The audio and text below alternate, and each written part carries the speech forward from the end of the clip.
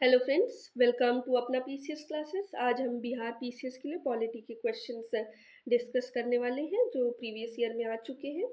Part 1 हमने पहले ही deal कर लिया है, जिसमें हमने constitutional development, governance system, preamble और आर्टिकल ऑफ द कॉन्स्टिट्यूशन को डील कर लिया है। नेक्स्ट पार्ट ये पार्ट है जिसमें हम state and union territories, citizenship, fundamental right, directive principle of state policy and fundamental duties को कवर करेंगे। So let us. First question is related to state and union territories. After independence, in which year were Indian state reorganized on linguistic basis? Linguistic basis means on the basis of language. Independence के बाद Indian state को कब language के basis पे reorganise किया?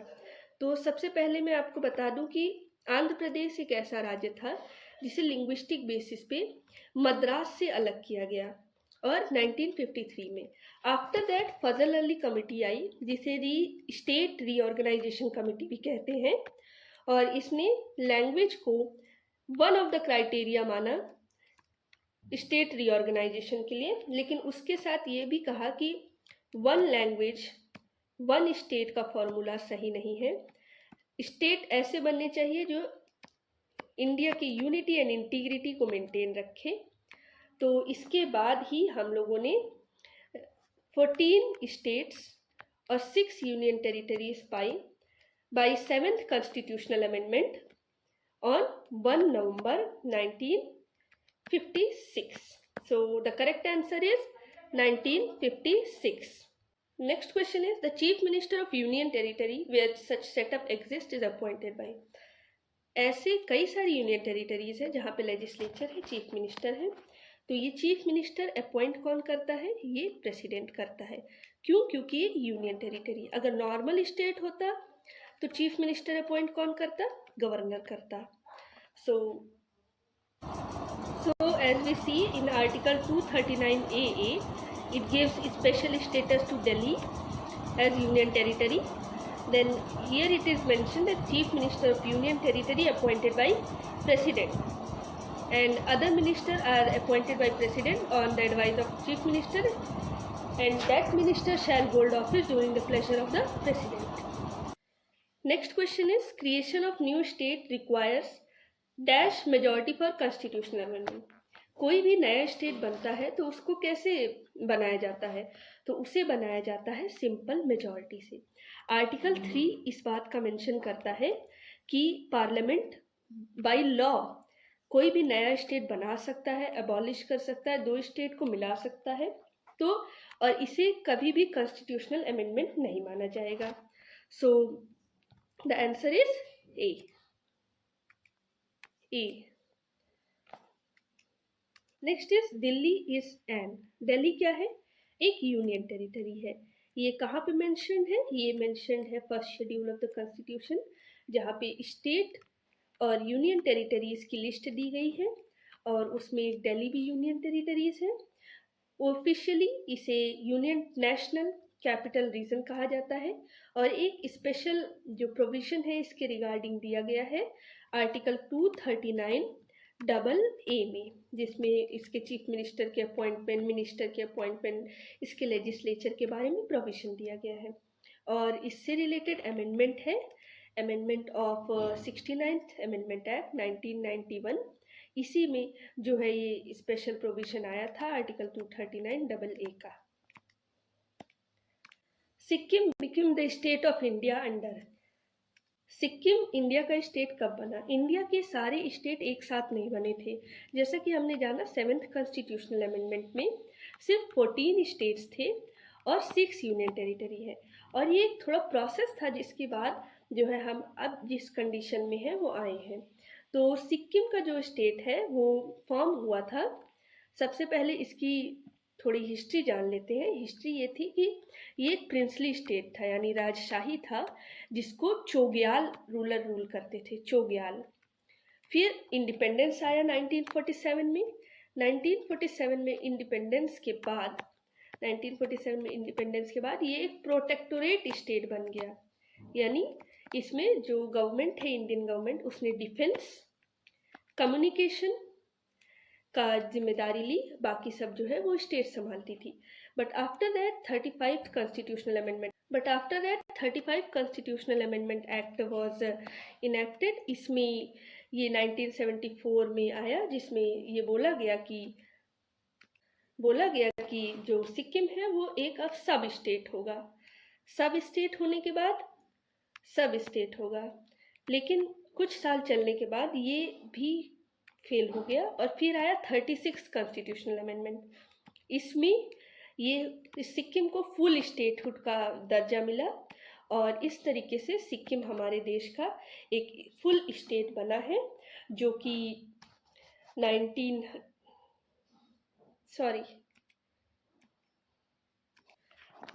22nd state बना। Sorry, मैं 19 बोल रही थी, 22nd स्टेट बना। सो फुल स्टेटहुड 36 अमेंडमेंट को मिला, बट 36 अमेंडमेंट ऑप्शन में नहीं है, तो हम आंसर लगाएंगे 35 amendment. So the correct answer is 35th amendment. Moving on to next question. A separate Vanachal state carved out of Bihar can be made possible by। अगर बिहार से एक सेपरेट वनाचल स्टेट बनाना है तो इसके लिए क्या करना होगा? जैसे कि हमने बताया आर्टिकल 3 ये पार्लियामेंट को पावर देता है कोई भी नया स्टेट बनाने के लिए, कोई पुराने स्टेट को एबॉलिश करने के लिए और किसी दो स्टेट को मर्ज करने के लिए। और ये पार्लियामेंट करता है बाय मेकिंग लॉ। लॉ मतलब सिंपल जो मेजॉरिटी है वही चाहिए। तो ये सेपरेट जो स्टेट बनेगा वो पार्लियामेंट बनाएगी, तो स्टेट लेजिस्लेचर नहीं बनाएगी, ये गलत हो गया। ऑर्डिनेंस नहीं, पार्लियामेंट बनाएगी। कॉन्स्टिट्यूशनल फॉर्मेलिटीज़ ये कोई ऑप्शन मतलब ये भी नहीं है, क्योंकि हमें सिंपल मेजॉरिटी चाहिए, कोई कॉन्स्टिट्यूशनल अमेंडमेंट नहीं चाहिए। तो सही ऑप्शन होगा D, none of these. Next question is in which year did Jharkhand come into existence. Jharkhand जो स्टेट है वो हमारा बिहार को सेपरेट करके बनाया गया है। ये ईयर 2000 में आया और ये हमारा 28th स्टेट बन गया। इससे पहले 27 स्टेट थे और झारखंड हो गया हमारा 28th state. Question is Bihar as an Indian state was formed in. Bihar Indian state के रूप में कब फॉर्म किया गया था? तो जैसा कि बिहार स्टेट गवर्नमेंट की वेबसाइट पे दिया गया है कि ये 22 मार्च 1912 को फॉर्म किया गया था। तो correct answer is 1912। Next is the citizenship. Indian citizenship cannot be obtained by. Indian citizenship कहाँ से ओब्टेन नहीं किया जा सकता? कैनॉट। तो बर्थ से इंडियन सिटीजनशिप लिया जा सकता है, नेचुरलाइजेशन से लिया जा सकता है, एब्जॉर्प्शन से लिया जा सकता है, लेकिन ये जो डिपॉजिटिंग मनी है ये तो एक नॉर्मल कमर्शियल ट्रांजैक्शन है, तो ये ऑप्शन गलत होगा। तो the correct answer is depositing money in Indian state. इससे हम सिटीजनशिप नहीं लेते, बाकी से लेते। इसके अलावा हम सिटीजनशिप कैसे ले सकते हैं?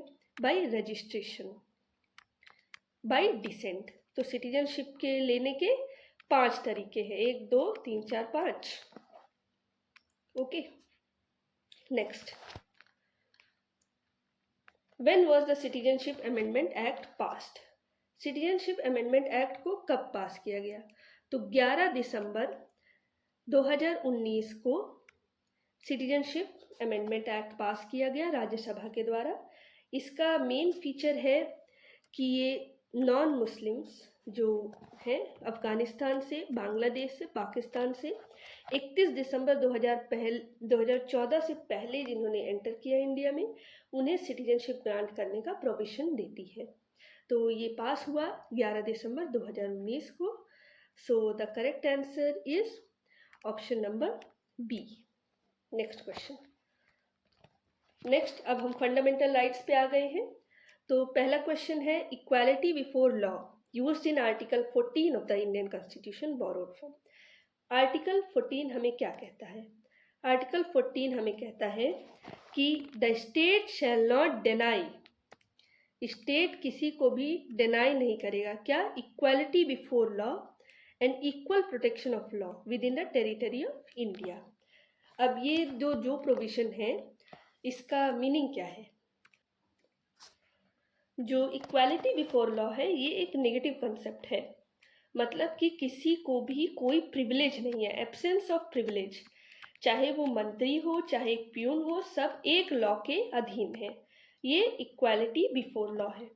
इक्वल प्रोटेक्शन ऑफ लॉ क्या है? इक्वल प्रोटेक्शन ऑफ लॉ ये है कि like should be treated like. अगर दो लोग इक्वल सर्कमस्टेंस में हैं तो उन्हें इक्वली ट्रीट किया जाए। ये एक तरीके का पॉजिटिव कंसेप्ट है।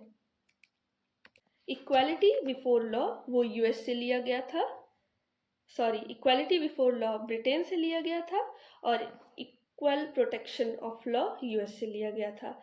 तो इस क्वेश्चन का करेक्ट आंसर है option number B, Britain. Next question, from which country the Indian constitution has taken the reference of idea of fundamental right. Fundamental right का आइडिया कहाँ से लिया गया कॉन्स्टिट्यूशन में?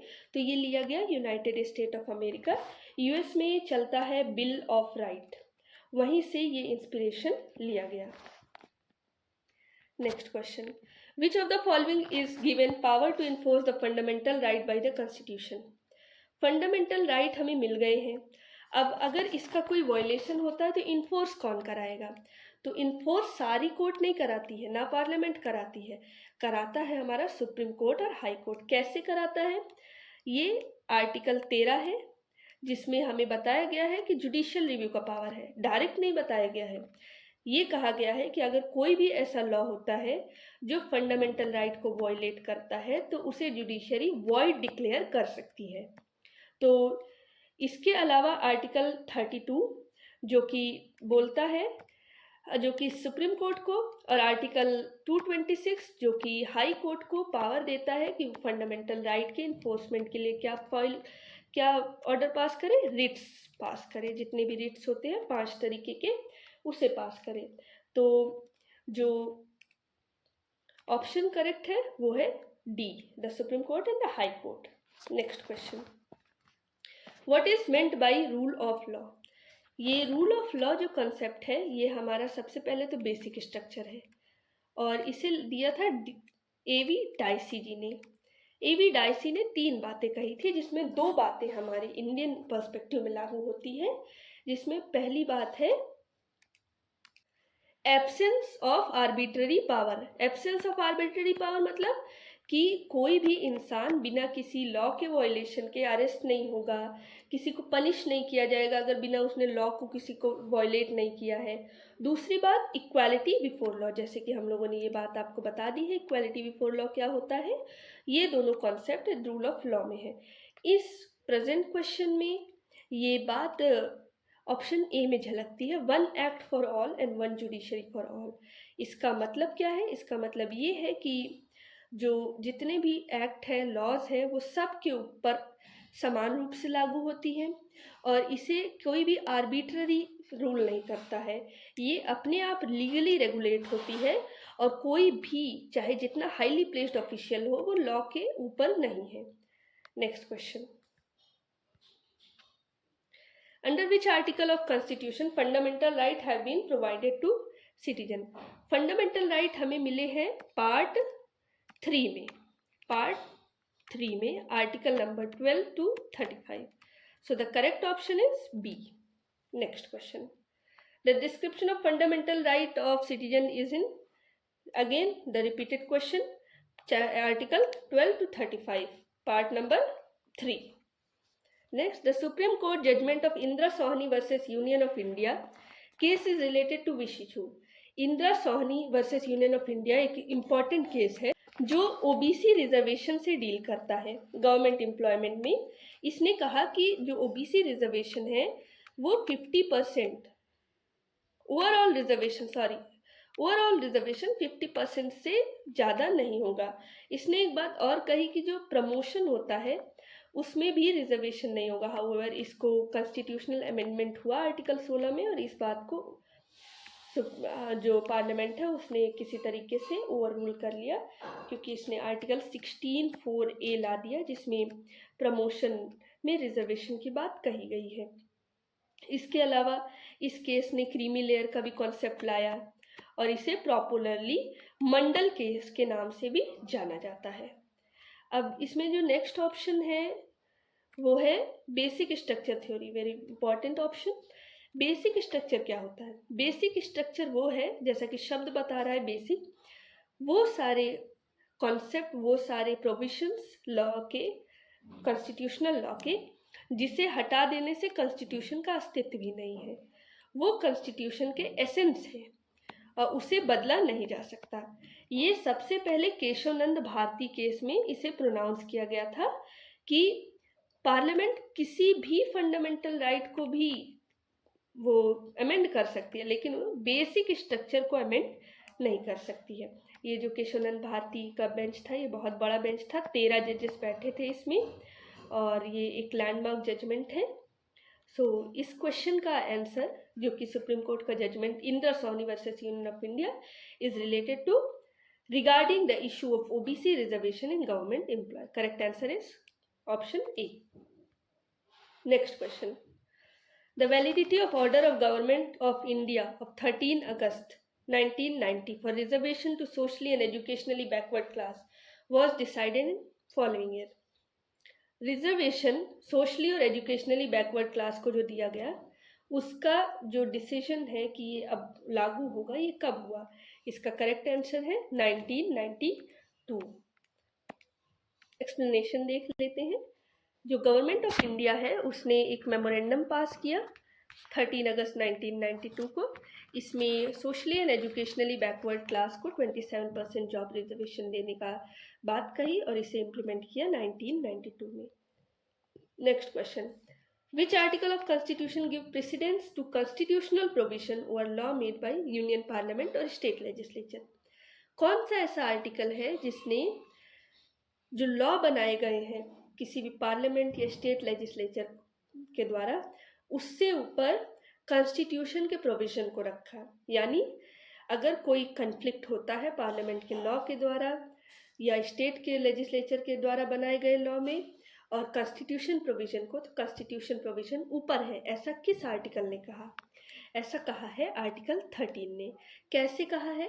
आर्टिकल 13 इनडायरेक्टली जुडिशियल रिव्यू का power देती है।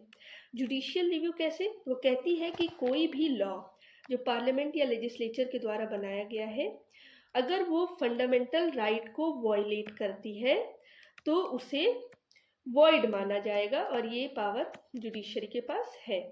तो इस तरीके से जो कॉन्स्टिट्यूशनल प्रोविजन है उसने प्रेसिडेंस ले लिया किसी भी यूनियन पार्लियामेंट स्टेट लेजिस्लेचर के पावर से। आगे जो बाकी ऑप्शन है आर्टिकल 32, इसे हमें हार्ट ऑफ द कॉन्स्टिट्यूशन कहते हैं, heart of the fundamental right. ये फंडामेंटल राइट के इन्फोर्समेंट का राइट है, जो कि खुद भी एक फंडामेंटल राइट है। इसके अलावा आर्टिकल 245, ये legislative power between centre and state के डिवीजन की बात करता है। आर्टिकल 326 बहुत इंपॉर्टेंट आर्टिकल है, ये बताता है कि यूनिवर्सल अडल्ट सफरेज के बेसिस पे ही इलेक्शन के राइट्स मिलेंगे, वोटिंग के राइट्स मिलेंगे। यूनिवर्सल अडल्ट सफरेज क्या मतलब कि जो भी 18 साल से ऊपर बच्चे हैं, लोग हैं, वो अपना वोट दे सकते हैं और इसमें किसी प्रकार का भेदभाव नहीं है जाति, धर्म, लिंग आधार पर। Next question, freedom of press से रिलेटेड है। विच article of constitution of India is related with freedom of press? Freedom of press से रिलेटेड कौन सा आर्टिकल है? तो जैसा कि हम जानते हैं कि आर्टिकल 19 में 6 तरीके के राइट है, जिसमें स्पीच एंड एक्सप्रेशन है, और राइट टू असेंबली है, राइट टू एसोसिएशन है, राइट टू प्रोफेशन है, राइट टू मूवमेंट है, राइट टू रिसाइड है। लेकिन कहीं भी फ्रीडम ऑफ प्रेस नहीं है। बट जो ये freedom of speech and expression है, इसमें इनडायरेक्टली जो फ्रीडम ऑफ प्रेस है वो इंक्लूडेड है। सुप्रीम कोर्ट ने इसको एक केस में कहा था, जिस केस का नाम है Romesh Thapar versus state of Madras. ये पहला केस है जहां ये रिकॉग्नाइज किया गया कि freedom of press is included in freedom of speech and expression, and it is included in article 19. If not directly, then it is indirectly. Next question, which of the following constitutional remedy is known as postmortem? Postmortem क्या होता है? Postmortem मतलब एक चीज को खोल के रख देना। तो ये जो सर्सियोरी रिट है, ये writ higher court lower court को देती है। कब? जब उसे लगता है कि लोअर कोर्ट ने कोई गलत फैसला दिया है, अपने क्षेत्राधिकार से बढ़ के दिया है, तो उस फैसले को वो रिव्यू करती है, री एग्जामिन करती है। क्यू वारंटो एक ऐसा रिट है जो कि किसी पब्लिक ऑफिस के असर्शन पे जो है क्वेश्चन देखती है। मतलब कोई पब्लिक ऑफिस है जिसको किसी ने इलीगली उस पर कब्जा जमा लिया है, तो वो उससे पता करती है भाई what authority you have acquired that public office. And mandamus एक रिट है जिसका मीनिंग है वी कमांड। वी कमांड, और अगर कोई भी पब्लिक ड्यूटी नहीं करता है तो कोर्ट जो है मैंडमस रिट इशू करती है। So in that certiorari and quo warranto both are somewhat related to postmortem, क्योंकि दोनों में बात की जांच होती है। लेकिन बिहार पीसीएस के ऑफिशियल वेबसाइट पे ऑप्शन जो दिया गया है वो डी ऑप्शन दिया गया है, पर ऐसा देखा जा सकता है कि ऑप्शन सी और डी दोनों फिट बैठते हैं। So the appropriate answer would be E, that more than one of the above, but Bihar PCS ने, पब्लिक सर्विस कमीशन ने ऑप्शन डी करेक्ट माना है। तो हम प्रेसिडेंस लेके चल सकते हैं कि ऑप्शन डी हो सकता है, क्योंकि आयोग ने माना है इसे। Which of the following can a court issue for enforcement of fundamental right? Fundamental right के इन्फोर्समेंट के लिए कोर्ट क्या इशू करता है? तो इशू करता है कोर्ट रिट। रिट इशू करता है फंडामेंटल राइट के इन्फोर्समेंट के लिए। फंडामेंटल राइट हमारा इन्फोर्स करता है सुप्रीम कोर्ट और हाई कोर्ट। सुप्रीम कोर्ट के पास ये पावर आर्टिकल 32 में है, हाई कोर्ट के पास 226 में है। ये रिट फाइल करते हैं, रिट ऑर्डर पास करते हैं, और ये रिट 5 टाइप की होती है, जिसमें होता है एक मैंडमस, हैबियस कॉर्पस, प्रोहिबिशन, सर्शियोरी और क्यू वारंटो। मैंडमस मतलब वी कमांड, यानी कोई पब्लिक ड्यूटी किसी ने नहीं की है तो कोर्ट उसको ऑर्डर दे सकता है।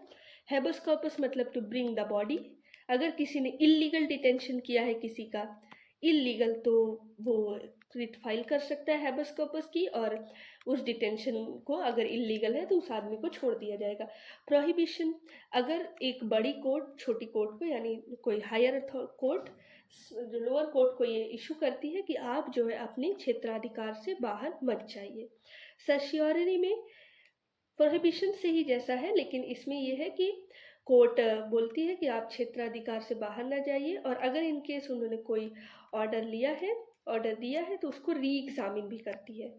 क्यू वारंटो का रिट पब्लिक ऑफिस का इलीगल असम्पशन है तो उसको डील करता है, और ये देखता है कि किस अथॉरिटी से कोई पर्सन ने पब्लिक ऑफिस एक्वायर किया है। So the correct answer is B, writs. Next, so the correct answer is option number B, writs. Next question, which of the following is not a fundamental right? Then right to constitutional remedy, ये article 32 में है, fundamental right है article 32। Then right to property, ये fundamental right पहले था लेकिन अब ये एक कॉन्स्टिट्यूशनल राइट है, आर्टिकल 300A में है। Right to peaceful assembly, article 19 का फंडामेंटल राइट है। Right to free movement over all country, article 19 का fundamental right. So the correct answer is right to property. It is not fundamental right, it is constitutional right. ये कब constitutional right बना? 44th constitutional amendment से इसे fundamental right से हटा के fundamental right से हटा के कॉन्स्टिट्यूशनल राइट बना दिया गया आर्टिकल 300A में। Next question, choose the fundamental right available to Indian citizen but not to alien. Citizen को कौन से राइट है पर एलियन को नहीं है? देखिए, फंडामेंटल राइट दो तरीके के हैं, एक जो सबको है, पर्सन्स को अवेलेबल है, यानी सिटीजन नॉन सिटीजन दोनों, और एक सिटीजन्स को। तो कुछ फंडामेंटल राइट है जो सिर्फ सिटीजन को है। कौन कौन से हैं? 15, article 15 non discrimination on the basis of religion, race, caste. Article 16 reservation से रिलेटेड है, ये पब्लिक ऑफिशियल में, एंड ये no discrimination on public employment से भी रिलेटेड है। Then article 19 it is related to freedom, right to freedom. Article 29 it is cultural right. So ये 4 right हैं जो कि एक्सक्लूसिवली हमारे सिटीजन को मिलते हैं। तो क्वेश्चन क्या है कि available to citizen not to alien. Then freedom of speech and expression यानी आर्टिकल 19 ये सिटीजन को है। फिर इक्वालिटी बिफोर लॉ, अब ये आर्टिकल दोनों को अवेलेबल है यानी पर्सन को, सिटीजन नॉन सिटीजन, तो ये ऑप्शन गलत होगा। राइट ऑफ माइनॉरिटीज, माइनॉरिटीज का राइट आर्टिकल 29 में दिया गया है। सो आर्टिकल 29 में दिया गया है तो ये भी जो है सिर्फ सिटीजन को है। ये ऑप्शन सही, ये ऑप्शन सही, ये गलत। Protection of life and personal liberty article 21 में है जो कि सबको है, पर्सन्स को। So the correct option is 1 and 3 यानी option A. Next question, the supreme court has held that hosting A national flag atop the private building is a fundamental right of every citizen। Her citizen का एक right है कि वो अपने national flag को अपने building के ऊपर फहरा सके, सुप्रीम कोर्ट ने कहा था। किस आर्टिकल के तहत? ये है आर्टिकल नंबर 19(1)(a) यानी freedom of speech and expression. Speech and expression में आप फ्लैग भी जो है फहरा सकते हैं। ये केस कौन सा था? ये केस था union of India versus Naveen Jindal. इसमें ये राइट दिया गया as a fundamental right article 19(1)(a) के under. Next question, which of the following right conferred by constitution of India is also available to non citizen. जैसा कि पता है कि राइट्स दो तरीके के हैं, जो एक सिटीजन को है और एक दोनों को है, citizen as well as non citizen. तो राइट टू कॉन्स्टिट्यूशनल रेमेडी ये दोनों को अवेलेबल है। फ्रीडम ऑफ स्पीच ये सिर्फ सिटीजन को है आर्टिकल 19 में। Freedom to move and settle inside ये भी आर्टिकल 19 का है, सिटीजन को अवेलेबल है। फ्रीडम टू एक्वायर प्रॉपर्टी ये भी सिटीजन को अवेलेबल है। तो कौन सा ऑप्शन नॉन सिटीजन को अवेलेबल है? Right to constitutional remedy under article 32। Next question, When was the right to education added through amendment in Constitution of India? Right to education कब ऐड किया गया? तो 86 कॉन्स्टिट्यूशनल अमेंडमेंट एक्ट 2002 का, इसने article 21A जोड़ा constitution में और कहा कि हर जो बच्चे हैं उन्हें फ्री एंड कंपल्सरी एजुकेशन मिलेगा फ्रॉम एज 6 to 14 ईयर्स। इसी के साथ साथ आर्टिकल 45A डायरेक्टिव प्रिंसिपल में जोड़ा गया जिसमें अर्ली चाइल्डहुड केयर की बात की गई है till the age of 6 years. And right to education कब ऐड किया गया? तो वैसे तो ऐड किया गया 2002 में, बट उसका जो लॉ है वो आया है 2009 में, right of children to free and compulsory education. और ये जो लॉ है ये फोर्स में आया 1 अप्रैल 2010। सो ये अमेंडमेंट का डेट तो दिया नहीं है इस ऑप्शंस में, so we will consider 1 April 2010 as the correct answer as the date of law related to right to free and compulsory education. Next question, which one of the following is a human right as well as fundamental right? कौन सा ऐसा right है जो human right भी है, fundamental right भी है? अब देखिए, जो फंडामेंटल राइट है वो कॉन्स्टिट्यूशन के अंदर रिकॉग्नाइज है, बट ह्यूमन राइट वो है जो ह्यूमन को अवेलेबल है इरेस्पेक्टिव ऑफ द प्लेस, यानी चाहे इंडिया हो, चाहे पाकिस्तान हो, चाहे यूएस हो, कोई भी देश हो, human right available to every citizen, every person, everywhere. But fundamental right is available in a particular country, जैसे कि हमारे देश में। तो राइट टू इंफॉर्मेशन ये कहीं हमारे कॉन्स्टिट्यूशन में मेंशन नहीं है, भले ही बाद में लॉ के द्वारा मान दिया गया इसे, बट राइट टू एजुकेशन एक ऐसा लॉ राइट है जो कि हमारे आर्टिकल 21A में दिया गया है। साथ ही साथ एक ह्यूमन राइट है जिसे जो है UDHR जो यूनाइटेड नेशन का डिक्लेरेशन है उसने भी इसे रिकॉग्नाइज किया है। So the correct answer is right to education, option number C. Next question, untouchability is abolished by which article of the Indian Constitution? So it was abolished by article 17. अब जो भी untouchability है वो एक offence है और अगर ऐसा कोई करता है तो वो पनिशेबल बाई लॉ है। तो अब लॉ कौन बनाएगा? लॉ बनाएगा हमारा पार्लियामेंट हमारा लॉ बनाएगा और ये पावर उसे आर्टिकल 35 में दी गई है। सिर्फ parliament he abolition of untouchability या ऑफेंस, इसको ऑफेंस डिक्लेयर करने का राइट पार्लियामेंट को है और स्टेट लेजिस्लेचर को नहीं है। Next question, now comes the directive principle of how are directive principle of state policy different from fundamental right? Fundamental right और डायरेक्टिव प्रिंसिपल में डिफरेंस क्या है? सबसे बड़ा डिफरेंस है जस्टिसिएबिलिटी की, यानी आप किसे इन्फोर्स करा सकते हैं। फंडामेंटल राइट कभी भी आपका वायलेट होता है, आप जाते हैं हाई कोर्ट, सुप्रीम कोर्ट, और सुप्रीम कोर्ट और हाई कोर्ट अप्रोप्रिएट रिट आपको इशू कर देती है अगर आपका फंडामेंटल राइट वायलेट हुआ है। लेकिन जो directive principle of state policy है ये नॉन जस्टिसिएबल होते हैं। इसका मतलब आप कोर्ट नहीं जा सकते अगर इसे फॉलो ना किया जाए तो। ये एक स्टेट के लिए जो है एक मार्गदर्शन है कि आपको ऐसा स्टेट बनाना है। एक वेलफेयर स्टेट की परिकल्पना का ये एक मैनिफेस्टेशन है, और अगर ये फॉलो नहीं होता है तो आप कोर्ट नहीं जा सकते। So the major difference is of justiciability. So here the option is direct C. Directive principle of state policy are not enforceable while fundamental rights are enforceable. Second question, the concept of welfare state included in Constitution of India in the welfare state मतलब कल्याणकारी राज्य जो कि अपने citizens के और सारे needs को भी जो है केटर करे, इसे कॉन्स्टिट्यूशन में directive principle of state policy के रूप में इनकॉर्पोरेट किया गया। So the correct answer is A. Next question, Panchayati Raj system in India is laid down under.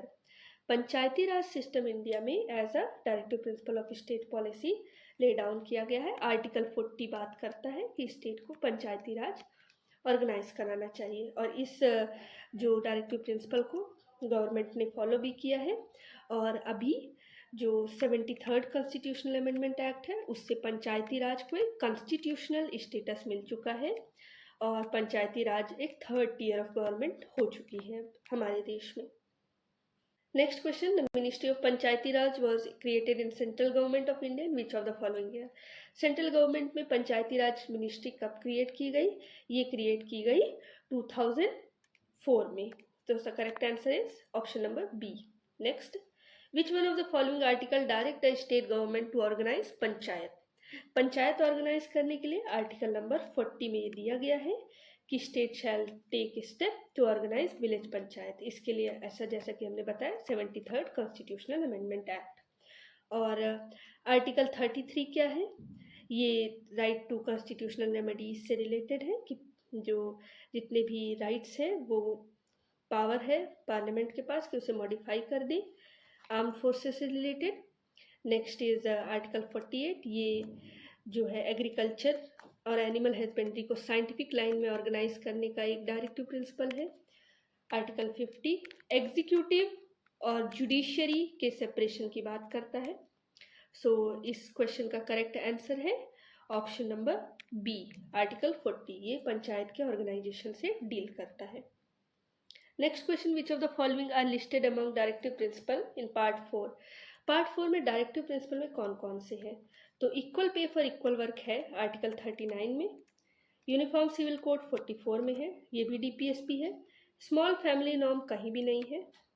Education through mother tongue, ये आर्टिकल 350A में दिया गया है कि मदर टंग से एजुकेशन के लिए सुविधा दी जाए, पर ये कोई डायरेक्टिव प्रिंसिपल नहीं है। So the correct answer is option number A 1 and 2, that is 1 and 2 कहाँ है? B में, option number B is the correct answer.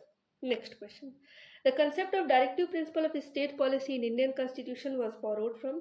DPSP कहाँ से borrow किया गया? तो सीधा आंसर है आयरलैंड से borrow किया गया। DPSP मतलब directive principle of state policy, article 36 से लेके 51 में हमारे कॉन्स्टिट्यूशन में है। पार्ट 4 इससे डील करता है, और ये एक वेलफेयर स्टेट का मैनिफेस्टेशन है, और ये एक नॉन जस्टिसिएबल राइट है, यानी इसके लिए हम कोर्ट नहीं जा सकते हैं। Next question, now fundamental duties के बारे में question. Fundamental duties were laid down in. Fundamental duty हमारे कॉन्स्टिट्यूशन में ओरिजिनली नहीं थे, लेकिन जब इमरजेंसी आया तो ये महसूस किया गया कि लोगों को राइट्स तो है पर ड्यूटीज़ नहीं है। तो राइट के साथ हमेशा ड्यूटी आती है, तो जब जब राइट रहेगा आपकी तब तक ड्यूटी होगी। तो ये फंडामेंटल ड्यूटीज़ को इंट्रोड्यूस किया गया। ओरिजिनली 10 थे, फिर 86 कॉन्स्टिट्यूशनल अमेंडमेंट से इसे 11 जो फंडामेंटल ड्यूटीज़ है अब आ चुके हैं। तो fundamental duties were laid down in 42nd constitutional amendment act. Next question, the 10 commandment which were added by 42nd amendment और कॉल्ड एज. जैसा कि अभी बताया कि 42nd अमेंडमेंट में 10 फंडामेंटल ड्यूटीज़ ऐड किए गए थे, इसे, ये जो कमांडमेंट है इसी को फंडामेंटल ड्यूटीज़ कहते हैं। किसके रिकमेंडेशन पे आया? स्वर्ण सिंह कमेटी के रिकमेंडेशन पे ये फंडामेंटल ड्यूटीज़ को कॉन्स्टिट्यूशन में इनकॉर्पोरेट किया गया।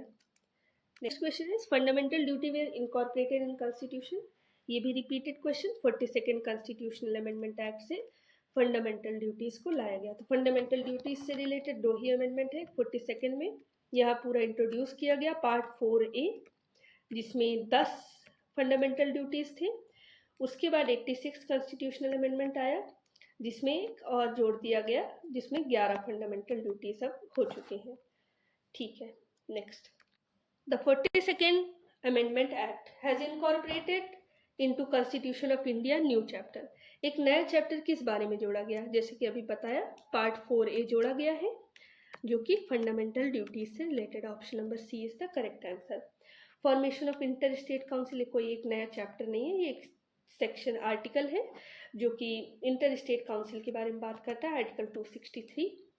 सो next question is which of the following is a fundamental duty in India. India में फंडामेंटल ड्यूटीज़ क्या क्या है? तो फंडामेंटल ड्यूटीज़ हैं separation of judiciary from executive, नहीं, ये डीपीएसपी है। To value and preserve the rich heritage of our composite culture, yes, ये फंडामेंटल ड्यूटी है। फ्री एंड कंपल्सरी एजुकेशन, ये तो फंडामेंटल राइट है। अबोलिशन ऑफ अनटचेबिलिटी, ये भी फंडामेंटल राइट है। So the correct answer is B. Next, which of the following is fundamental duty under constitution of India. Constitution के अंदर क्या फंडामेंटल ड्यूटीज है? To uphold integrity and unity of India, yes, ये fundamental duty है। To protect natural environment, yes, ये fundamental duty है। To provide educational opportunity to own child, yes, ये भी फंडामेंटल ड्यूटी है। ये 86 कॉन्स्टिट्यूशनल अमेंडमेंट से जोड़ा गया था, इनिशियली ये नहीं था। More than one of the, since ये तीनों है तो ऑप्शन होना चाहिए more than one of the above. Correct option is more than one of the above. So friends, हमने कुछ टॉपिक्स कवर कर लिए हैं, अभी कुछ टॉपिक्स बाकी हैं, इसके लिए हम नेक्स्ट पार्ट लाएंगे। So be in touch, thank you.